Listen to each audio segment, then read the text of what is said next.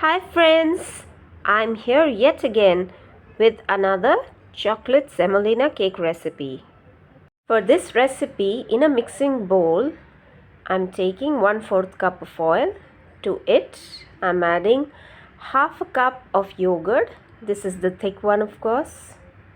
Now, with the help of a whisk, I'm going to whisk these two ingredients well so that there are no lumps to be seen in it.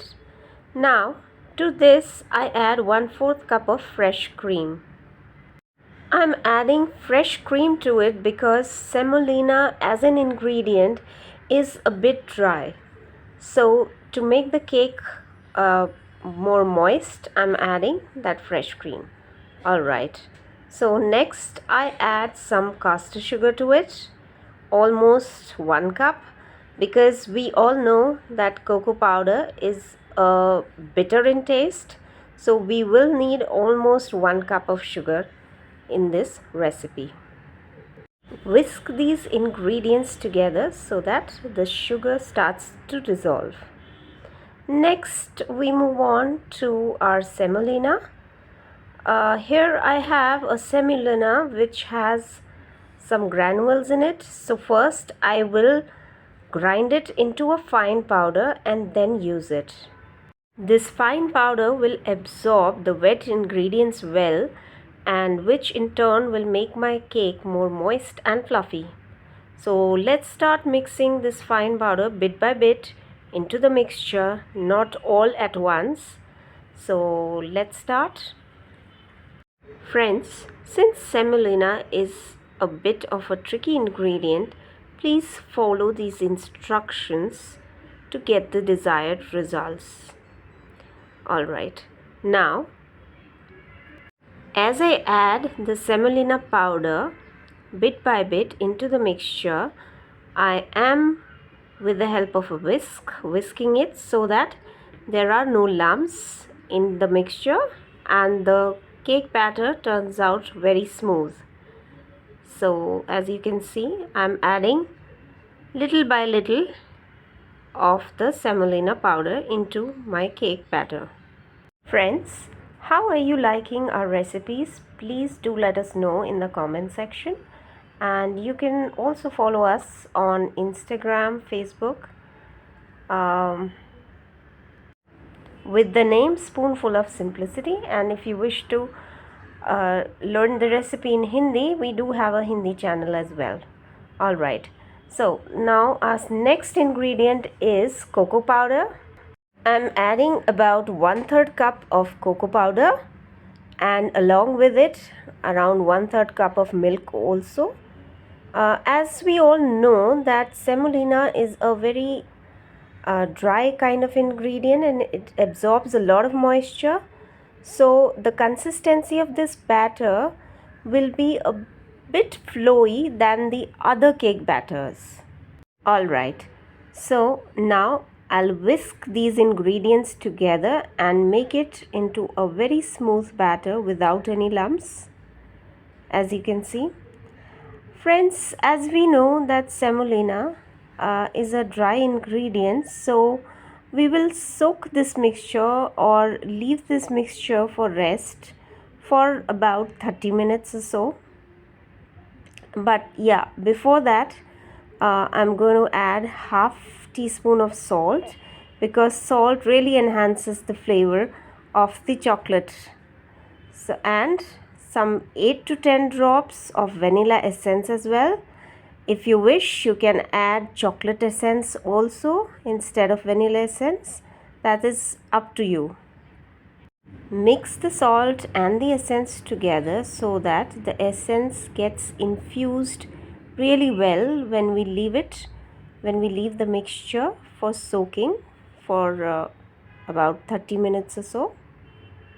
Alright, I am covering the lid and leaving this mixture for 30 minutes. Alright, now let us see how our batter looks after 30 minutes. Please do not worry if the consistency of your batter becomes thick. No worries at all. we can add more milk. Actually, it is intended to become thick because the semolina will absorb all the moisture from the batter and make it very thick. Now here I am adding a few tablespoons of milk, and if the need be, I can add more to it. Friends, I will be intentionally keeping the batter a little more flowy than the usual ones that we make out of flour, right? Because the if you want your cake to be very moist and fluffy, you will have to keep it a little more flowy. All right, now next what we are adding is half a teaspoon of baking soda and 1 teaspoon of baking powder. And yes, let me remind you at this stage, your oven should be on the preheating mode at 160-170 degrees, because preheating is absolutely necessary for that perfect cake. Alright, now let's transfer the batter into our cake tin. Here I have prepared the cake tin by placing a parchment paper at the base and greasing the sides with some odorless oil. Alright, so here I am pouring all the ingredients of the batter, and I'll just tap this cake tin gently so that there are no air bubbles in this. Friends, we will bake this cake for about 45 to 50 minutes into a preheated oven at 160-170 degrees Celsius. Alright, now our cake is baked. Let's do the skewer test now. Alright, so by putting the skewer, if it comes out clean, that means your cake is perfectly baked. And after 5 minutes, we'll cover and let it cool to the room temperature, right? So after 2 hours, let's check how our cake looks now. Okay, let's see. Okay, it has come cool down to the room temperature. So let's demold. Friends, actually I have made this cake for a friend, so I won't be able to cut it and show it to you, but yes, I will definitely put a picture of it. Okay, so here I'm placing a cake base. Alright, let's demold it. I'm placing a very blunt sort of a knife, or you can take a butter knife as well, and I'm just maneuvering it through the edges of the tin so that if there's some cake stuck to it, it comes out easily and you have no problems in demolding it, right? Okay, so it's almost done. I just need to flip this tin over on the cake base and I'll show you how easily it will come out. Just follow these steps very carefully to get the desired results. See how beautifully this cake has come out, so easy, and I just can't tell you how fluffy and tasty it is.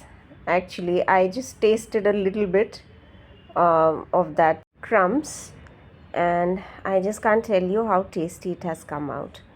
So friends, if you like our video, then please do hit the like button, share it with your friends, and please do subscribe to our channel. And as you can see, this has come out so well. And till we meet again, thank you for watching. Bye for now.